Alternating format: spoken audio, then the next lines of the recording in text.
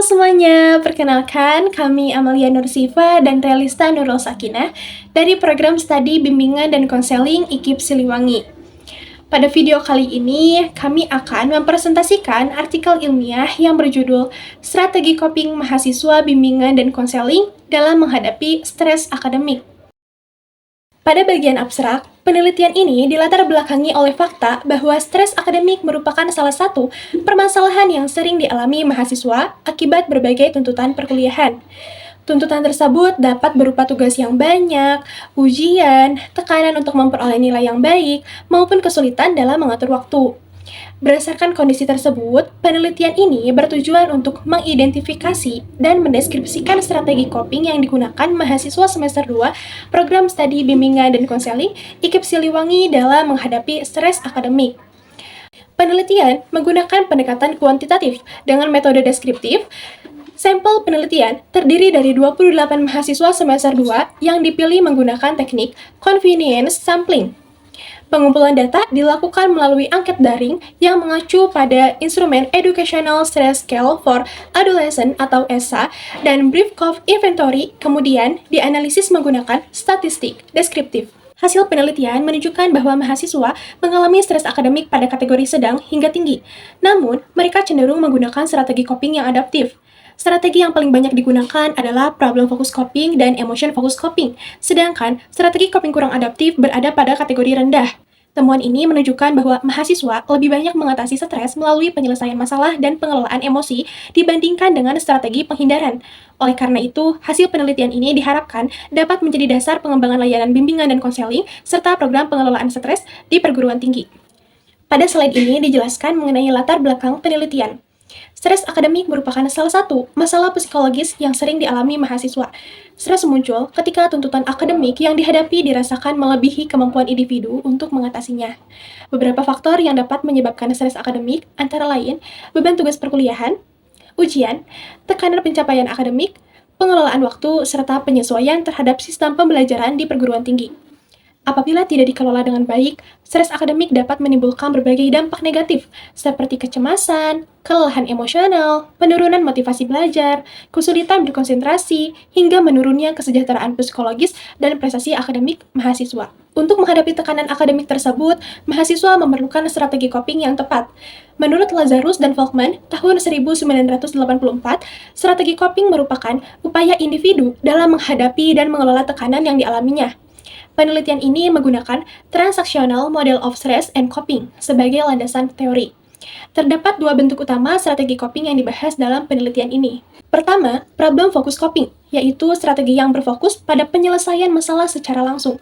Contohnya adalah membuat perencanaan, mengatur jadwal belajar, mencari informasi, dan berdiskusi dengan orang lain.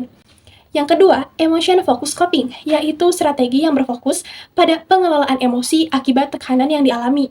Contohnya, menjaga ketenangan, berpikir positif, mencari dukungan emosional, serta melakukan aktivitas yang mampu membantu mengurangi stres. Strategi coping yang adaptif sangat penting karena dapat membantu mahasiswa menghadapi tekanan akademik secara lebih efektif. Penelitian ini secara khusus berfokus pada mahasiswa bimbingan dan konseling.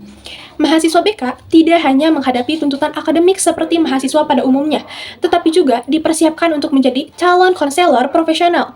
Oleh karena itu, mereka perlu memiliki kemampuan regulasi diri, kematangan emosional, empati, dan keterampilan interpersonal yang baik.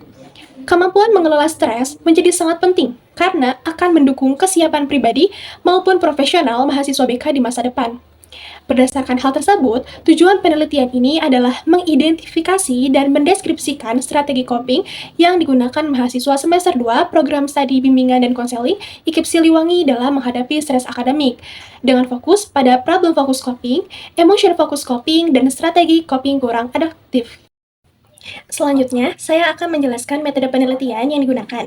Penelitian ini menggunakan pendekatan kuantitatif dengan metode deskriptif. Metode ini dipilih karena bertujuan untuk menggambarkan strategi coping mahasiswa BK dalam menghadapi stres akademik berdasarkan data yang diperoleh tanpa memberikan perlakuan khusus kepada responden. Populasi penelitian adalah mahasiswa program studi bimbingan dan konseling IKIP Siliwangi tahun akademik 2025. Sampel penelitian berjumlah 28 mahasiswa semester 2 yang dipilih menggunakan teknik convenience sampling atau sampling insidental. Mahasiswa semester 2 dipilih karena mereka masih berada pada tahap awal perkuliahan dan sedang menjalani proses adaptasi terhadap lingkungan serta tuntutan akademik, sehingga berpotensi mengalami stres akademik. Pengumpulan data dilakukan secara daring melalui Google Forms menggunakan angket Self-Report Questionnaire. Instrumen penelitian disusun berdasarkan konsep Transactional Model of Stress and Coping yang dikemukakan oleh Lazarus dan Volkmann. Instrumen mengacu pada Educational Stress Scale for Adolescent dan Brief Cove Inventory. Instrumen terdiri atas 20 item pernyataan yang meliputi 7 item problem focus coping, 7 item emotional focus coping, 5 item strategi coping kurang adaptif, dan 1 item indikator stres akademik. Seluruh item diukur menggunakan skala Likert, 4 pilihan, yaitu sangat tidak sesuai, sesuai, dan sangat sesuai. Data yang diperoleh kemudian dianalisis menggunakan statistik deskriptif melalui perhitungan frekuensi dan persentase. Kemudian, disajikan dalam bentuk tabel dan uraian deskriptif. Baik, selanjutnya izinkan saya memperkenalkan diri terlebih dahulu. Nama saya Relista Nurul Sakinah dengan NIM 250100098. Di sini saya sebagai penulis. Bersama rekan saya yaitu Amalia Nursipa yang terlebih dahulu sudah menjelaskan. Di sini saya akan menjelaskan mengenai hasil dari penelitian yang kami lakukan. Penelitian ini dilakukan terhadap 28 mahasiswa semester 2 pada program studi bimbingan dan konseling di kampus IKIP Siliwangi. Kemudian, mayoritas responden ini adalah perempuan, sebanyak jumlahnya itu 71,4%, dan sebagian besarnya berusia 19 tahun. Berdasarkan hasil penelitian yang kami temukan, bahwa mahasiswa itu lebih banyak menggunakan strategi coping yang bersifat adaptif dibandingkan dengan strategi yang kurang adaptif. Hal ini dapat terlihat dari tingginya penggunaan problem focused coping dan emotion focused coping. Namun, meskipun demikian, tingkat stres akademik yang dialami mahasiswa itu masih berada pada kategori yang sedang hingga tinggi. Sehingga hal ini menunjukkan bahwa tekanan akademik tetap dirasakan oleh mahasiswa pada masa awal perkuliahannya. Selanjutnya adalah penjelasan mengenai pembahasan. Di pembahasan ini, dapat dilihat pada slide, saya akan membahas mengenai problem focused coping yang tinggi, yang cenderung mahasiswa itu cenderung menghadapi masalah secara langsung melalui, contohnya membuat jadwal belajar, menyusun prioritas tugas, mencari referensi tambahan, dan lain sebagainya. Nah, makna dari temuan ini, mahasiswa itu tidak dapat menghindari masalah, tetapi dapat berusaha untuk menyelesaikan masalahnya secara aktif. Hal ini itu sesuai dengan teori Lazarus dan Volkmann, yang dikatakan bahwa individu akan memilih strategi penyelesaian masalah ketika merasa situasi masih dapat dikendalikan. Lalu, yang kedua itu ada emotion focused coping tinggi. Nah, mahasiswa juga berusaha menjaga kondisi emosinya.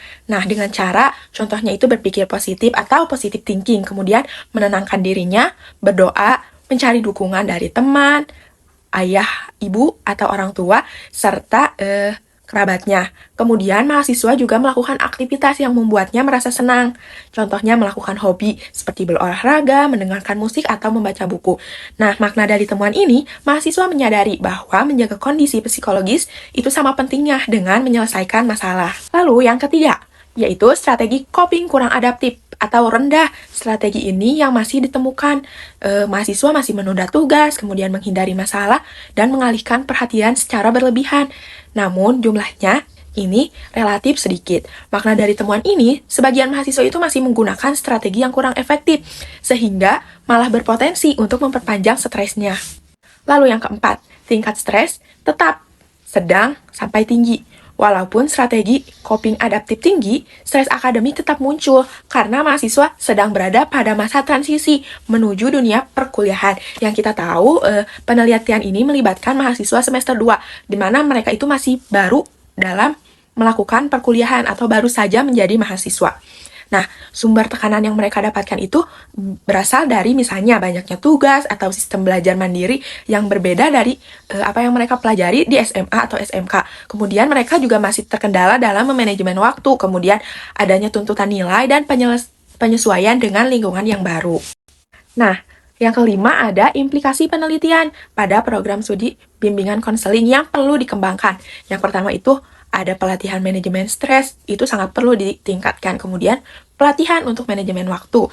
Kemudian, konseling individu, konseling sebaya, pelatihan regulasi emosi, dan yang terakhir, program penguatan resiliensi pada mahasiswa. Nah, Berdasarkan hasil penelitian, dapat disimpulkan bahwa penggunaan problem focusing coping yang tinggi menunjukkan bahwasannya mahasiswa memiliki kecenderungan untuk menyelesaikan sumber masalahnya secara langsung. Mahasiswa tidak hanya mengeluh terhadap tekanan akademik, tetapi juga berusaha untuk mencari solusi melalui perencanaan, pengaturan waktu, hingga diskusi dengan temannya. Selain itu, mahasiswa juga banyak menggunakan emotion focused coping, misalnya dengan berpikir positif, mencari dukungan sosial, serta melakukan aktivitas spiritual lainnya. Kedua strategi tersebut termasuk strategi coping adaptif, sehingga membantu mahasiswa menghadapi stres dengan lebih baik. Meskipun penggunaan strategi kurang adaptif tergolong rendah, masih terdapat sebagian mahasiswa yang memilih menunda tugas atau menghindari masalahnya. Oleh karena itu, menurut kami, perguruan tinggi perlu mengembangkan berbagai layanan preventif untuk memperkuat kemampuan coping pada mahasiswa. Kemudian nomor 4, walaupun tingkat stres akademik masih berada pada kategori sedang hingga tinggi, mahasiswa tetap mampu mengelola tekanan akademiknya secara konstruktif. Kesimpulan yang kelima, implikasi penelitian. Program BK di perguruan tinggi perlu memberikan 5 layanan atau 5 perhatian. Yang pertama ada layanan preventif, kemudian pelatihan manajemen stres, yang ketiga penguatan regulasi emosi, dan yang keempat pengembangan resiliensi konseling sebaya, agar mahasiswa semakin siap menghadapi tuntunan akademik sekaligus mempersiapkan diri menjadi calon konselor yang profesional. Nah, mungkin itu hasil pemaparan yang dapat saya sampaikan mengenai hasil, kemudian pembahasan dan kesimpulan. Cukup sekian dan semoga semuanya dapat memberikan gambaran mengenai hasil dari pengerjaan jurnal dan artikel ilmiah saya bersama rekan saya. Cukup sekian, terima kasih. Wassalamualaikum warahmatullahi wabarakatuh.